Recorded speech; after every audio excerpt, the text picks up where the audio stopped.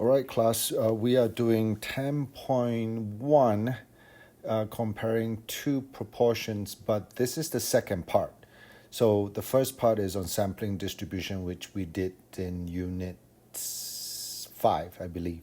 Now we're in Unit 6, dealing with estimating parameter for one population proportion and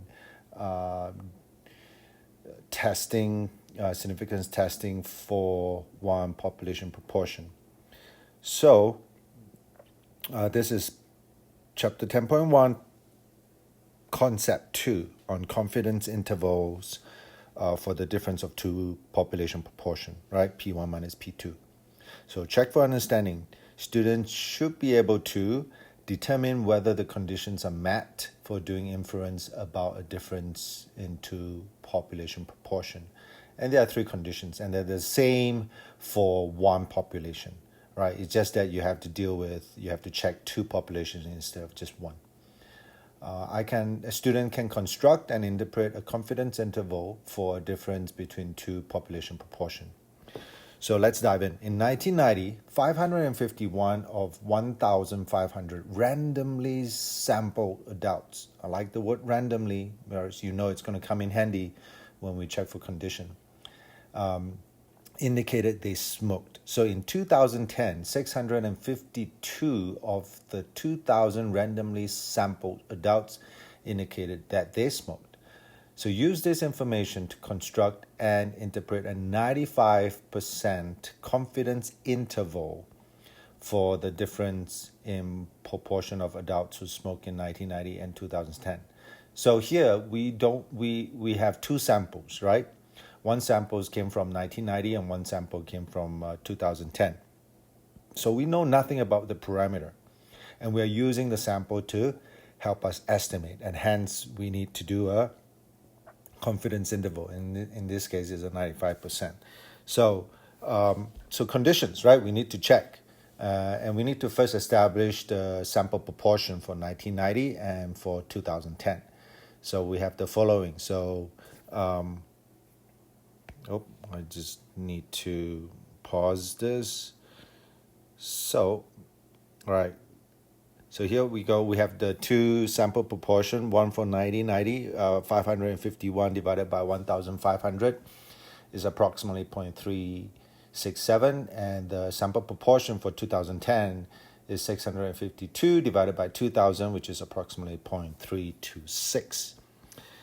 So large count conditions, right? So we need to take n times p. So in this case, it's before we do that, I need to establish that the sample size for 1,090, so 1990 is 1,500, and the sample size for 2010 is 2,000. So it's NP times n times p must be greater or equals to 10. So we take n from 1990 times the sample proportion of 1990, and that's 551, which is greater or equals to 10.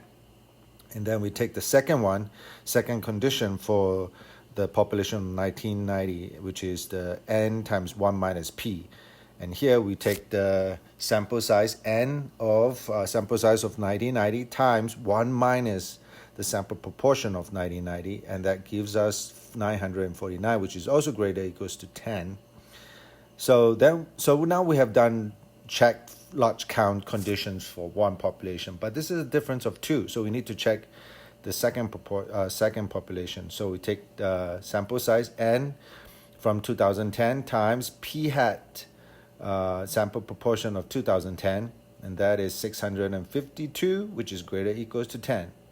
And then the second condition of the second population is n of 2010 times 1 minus sample proportion of 2010, and that is 1,348, greater or equals to 10. So the large count conditions are satisfied, which means the difference, right, the sampling distribution of the difference between those two proportion, right, between the difference between the two population proportion is approximately normal. So we checked the large count conditions, and now we're going to check the random conditions. And from the question, we read that both samples contain randomly selected adults. Good. So we need to look at the 10% rule. So 10% rule, if you remember, we can safely assume that there are more than 15,000 adults in 1990 population because the sample was how big? It's 1,500. So just multiply that by 10. And we need to also consider the second population, right? So N, there are more than 20,000 adults in this 2010 population. So now to do the confidence interval for the difference in proportion, so we need to consider, okay, it's 95% confidence interval. What's the point estimate? The point estimate is we are taking the 90-90, right, the sample proportion minus the sample proportion of 2010, and that makes, that's actually the point estimate, right? That's the point estimate. So next thing is plus, minus, and then we have Z star, right? Z star, and we can find that how, right? Using inverse norm. And inverse norm of how many? Actually 0.975, right? 0.975, because we have to add one of the tail, all right, to the 95%, because the tail would be 2.5%. So add 2.5% to 95% is 0.975. Now the standard error, all right, the standard population, it's you take, right, p hat of 1990 times 1 minus p of 1990 divided by n, the sample size from 1990. Now we know that we cannot add standard deviation, we only add variance. So whatever that you're seeing here in the square root, that actually is the variance that comes from the sample proportion, right, of 19, or from the population 1990. And this one, next one, is the variance, right, for the population for the standard, for the sample standard deviation. Then you add those two together, and then you take the square root, okay? And it turns out that the confidence interval, the 95% confidence interval, is 0.0094 to 0.0732. And you can also use the calculator for this, right? And the calculator is 2PROP-Z int. And I'm going to show you on the calculator right now to see if the answer match up. Okay, so, right, so let's go to stat, right? And then you go to test, and then you go down to 2PROP-Z interval. So that's, I just passed it. So B, right? 2 proportion Z int. And press enter, and then, okay, what's from the first sample, right, 1990, it's 551, right? That's your X. And 1, which is the sample size, that's 1,500. And then X2 is 652. And 2, the sample size for second population, right? The second proportion sample is 2,000. Confidence level is 95. Calculate, boom. There you go. There you go. Okay. So let's resume.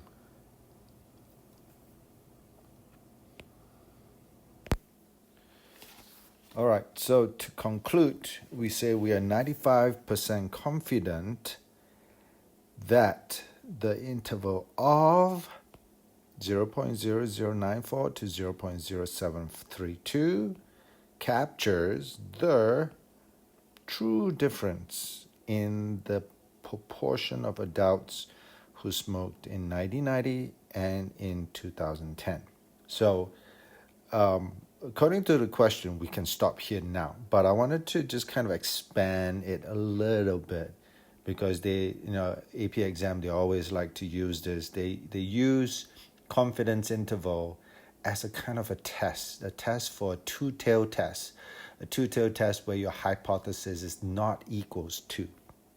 So here's the question. Is there convincing evidence that there is a difference between the two populations? And how would you answer that? So by doing this is not a significance test. This is a confidence interval, right? So you have just estimated the using two proportion. You just estimated the parameter, right? The parameter. So the confidence now, since 0 is not contained in this confidence interval, right? We reject the hypothesis that the two population proportion are equal. So when you do a significance test, right, on two the difference for two proportion, your first hypothesis, your null hypothesis, is that there is no difference between the two proportion. That means your P1 equals to your P2, okay? And then your alternate hypothesis, in this case, it's a two-tailed test. You put it not equals to. So your P1 is not equals to your P2. But since 0 is not captured in this confidence interval, right, we reject the hypothesis, the null hypothesis. We then continue to say we have convincing evidence to suggest that the proportion of adults who smoked in 1990 was higher than in 2010. Because if you take because the fact that it's higher and you subtract the 2010 from 1000 from 1990, well, you get something bigger than 0, and as indicated from our interval is between 0.0094 to 0.0732. Okay, 10.1, comparing two proportions on concept 3, significance tests for the difference of two proportion. So check for understanding. Students will be able to perform a significance test about a difference between two proportion. So let's dive in. A school official suspects the difference in the proportion of students who own digital tools between Granger High and Taylorsville High may be a result of a difference in the socioeconomic status of the students in the two schools. So the results of a random sampling of student registration records indicated 100 out of 120 students at Granger High came from low-income families, while 110 out of 150 students at Taylorsville High came from low-income families. Does the data provide convincing evidence that the proportion of low-income students at Granger High is higher than the proportion at Taylorsville High? So use a significance level of 5%. So the state part would be to say that we would like to perform, right, a two proportion z-test, right, a two proportion z-test for the difference of two proportion. So we need to put our hypothesis. So H naught, right, your null hypothesis, H naught is equals to the true population PG equals to PT, right? Because we are stating that there should be no difference. So another way to write that will be saying PG minus PT equals to 0, right? They mean the same thing. Now the alternate hypothesis HA equals to PG greater than PT, because you are suspecting, right? You wanted to see if the proportion of low-income students at Granger is higher than the proportion at Taylorsville High. So, and another way to write that will be PG minus PT is greater than 0. So you need to define what PG and PT is, right? If you don't, then nobody knows what PG and PT actually stands for. So PG and PT are the true population proportion of students from low-income families in Granger High and Taylorsville High, respectively. Okay, so that's the state part, right? That's the state. You've just stated what you needed to do, And the conditions are as follow, right? The do part is to get the three conditions. So the first condition is random samples from each school, right? It's actually stated in the question, so that's good. Okay, the next condition will be the large count conditions, and these conditions actually would help us determine if the sampling distribution will be approximately normal or not. So now, first off, we need to find the proportion, sample proportion, right? For the Granger sample will be 100 over 120, which is approximately 0.83. And then the sample proportion from Taylorsville will be 110 over 150, which is approximately 0.73. The sample size from Granger will be 120. The sample size from Taylorsville is 150. So we need to do the NG times PG hat, which is the sample proportion, equals to 100, greater equals to 10. And the NG times 1 minus sample proportion from Granger, which is about, so if you do the math, that's about 20, which is also greater equals to 10. But that's only for one proportion from Granger group. From Granger population, we will need to do one for Taylorsville, which is NT, right, times PT hat, which is 110 greater equals to 10, and T times 1 minus PT hat, which is about 40, and that's greater equals to 10.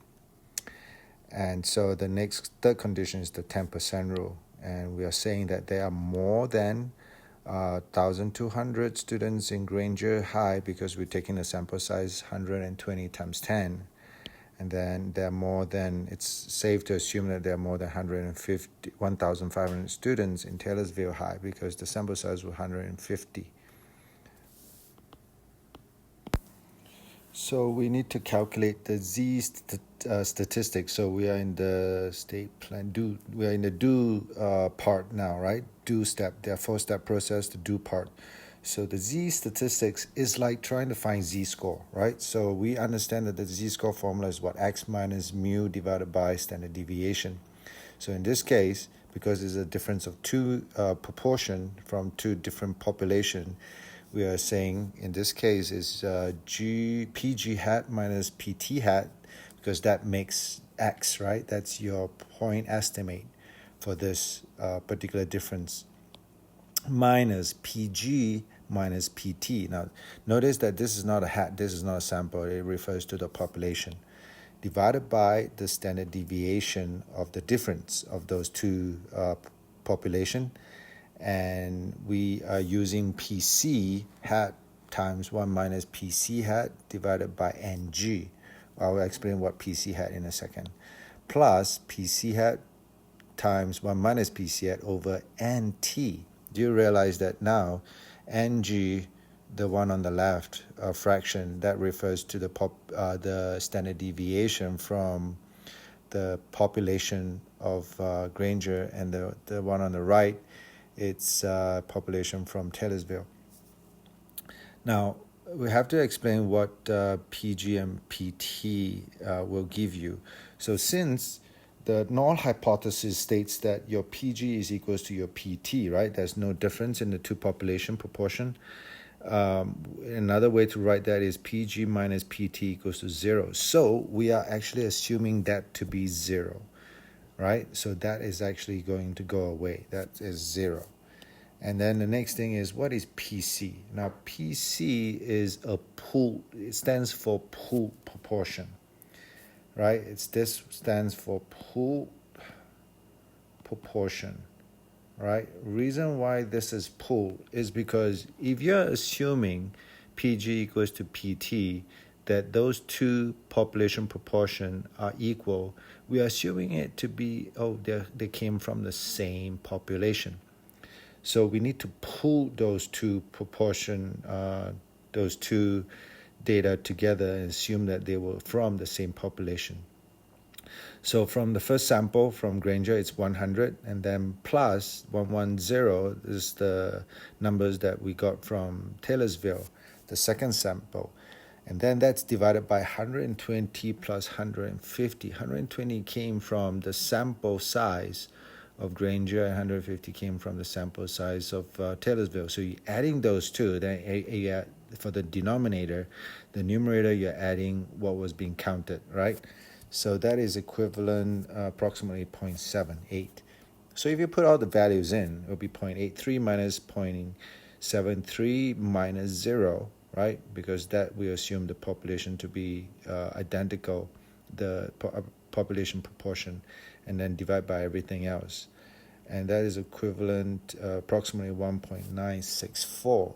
Now, on a standard normal curve, where is 1.964? So I drew a standard normal with a 0 to be the mean and standard deviation of 1.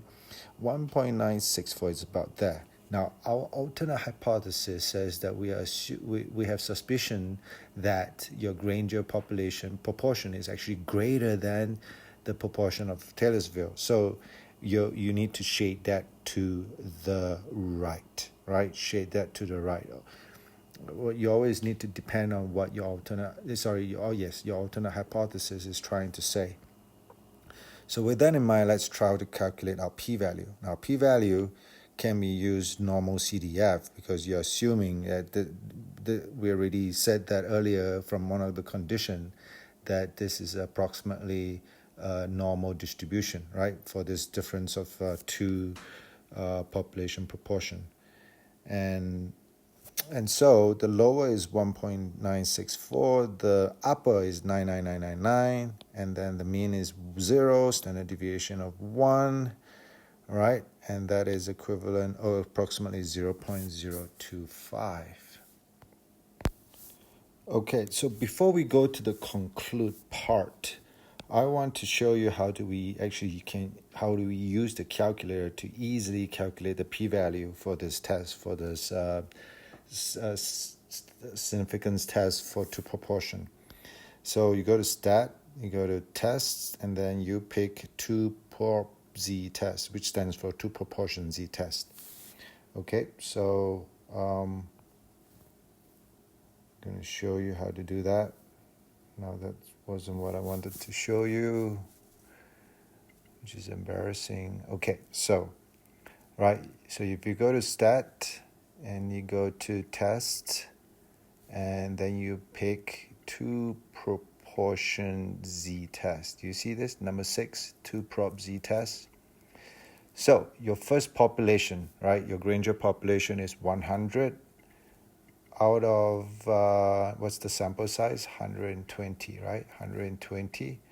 And then for the X2, it's Taylorsville, which is you put 110, right? 110. And the sample size is 150. Now, this part here, you got to pick correctly. There are three separate conditions for you to pick. You want to pick the one that actually follows your alternative hypothesis. Our alternative hypothesis says that Granger PG is greater than PT, so you pick the third one, right? You pick the third one. Greater than is you pick the third one. If it's less than, you pick the middle one. And if it's not equals to, then you pick the first one. So the not equals to is a two-tailed test. The less than and the greater than is a one-tailed test.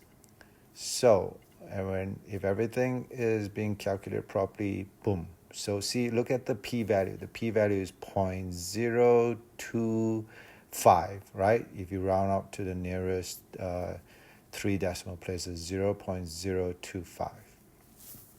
Okay, so let's resume.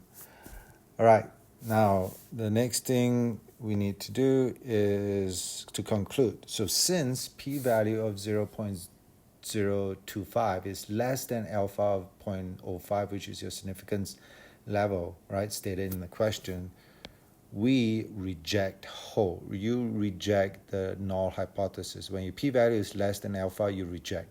When your p-value is more than alpha, you fail to reject.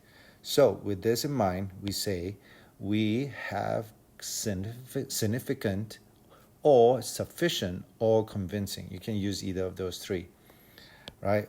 Evidence to conclude that the proportion of low-income students at Granger High is higher than the proportion of low-income students at Taylorsville High.